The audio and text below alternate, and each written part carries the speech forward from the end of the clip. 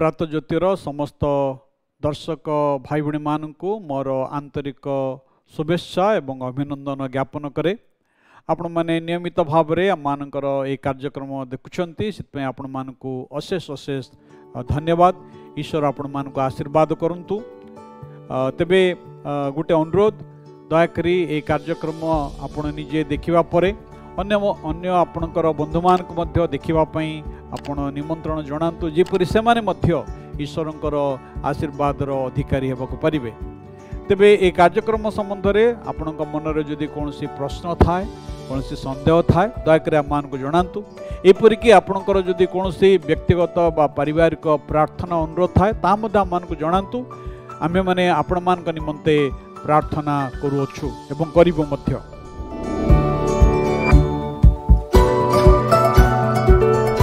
आसंदा माने आजर कार्यक्रम रे आगो को बढ़िबा। आजर आलोचनार विषय है ईश्वर दुख कष्ट को व्यवहार करी संशोधन करती। God uses problems to correct us. ईश्वर आमान को जीवन रे अनेक समय कारण आमान को जीवन सब बेले समान गति रे जाई न थाए।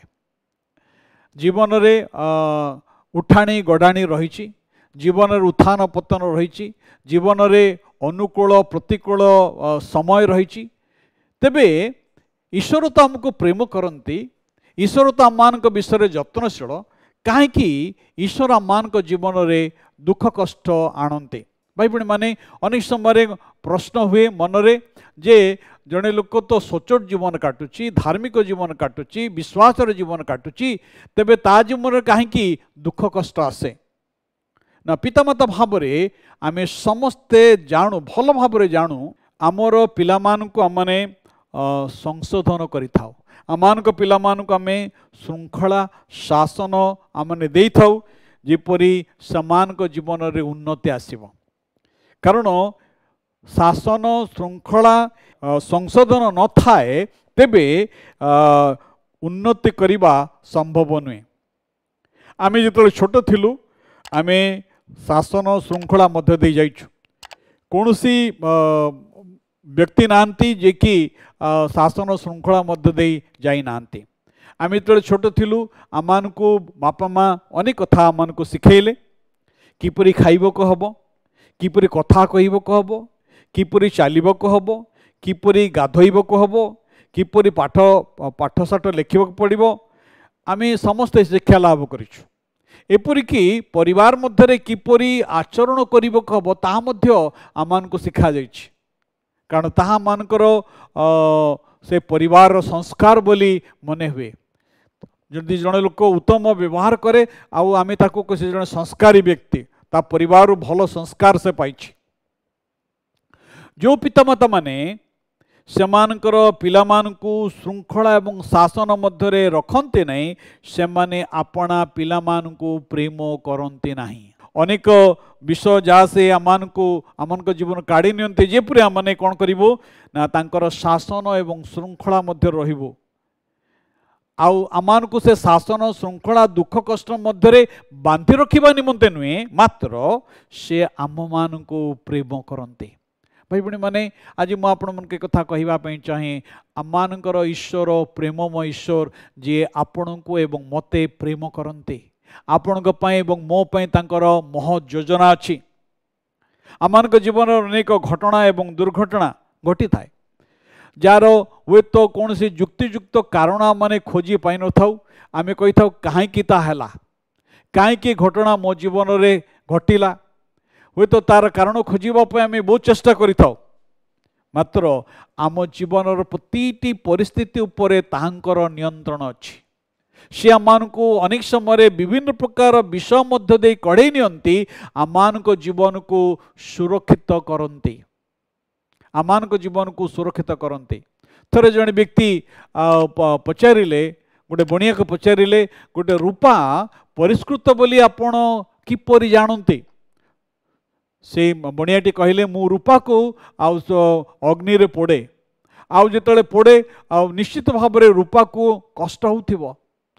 आउ रूपा जेतेबेले नियारे पोड़ी पोड़ी जाए आउ से समय मु से रूपाटी परिष्कृत बोली जाने जेतेबेले रूपार मध्यरे मु आपणर प्रतिबिंब देखे। भाई भाई माने ईश्वर कौन करती आम को अनेक प्रकार समस्या दुख कष्ट मध्य दे नियंती तार अर्थ नुहे ईश्वर आम को छाड़ी दे ना, ईश्वर आम को परित्याग कर देइछंती ता नुहे। अनेक समय लोक मैंने कहती जे एते ईश्वर विश्वासी थिला देखो ता परिवार रे ता जीवन या घटी से ईश्वर छड़ाई गला ईश्वर ताको छाड़ी देले ना। भाई भाई माने ता सत्य नुहे।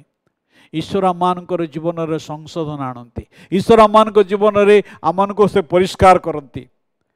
जेतला माने ईश्वर को पथर ओरी जाई थाउ आ से समय से आम को चलवा तांकर पथ को फेरई नियंती। आम को जीवन रे से ये समस्त विषय जो आणती आमको भल लगे नहीं।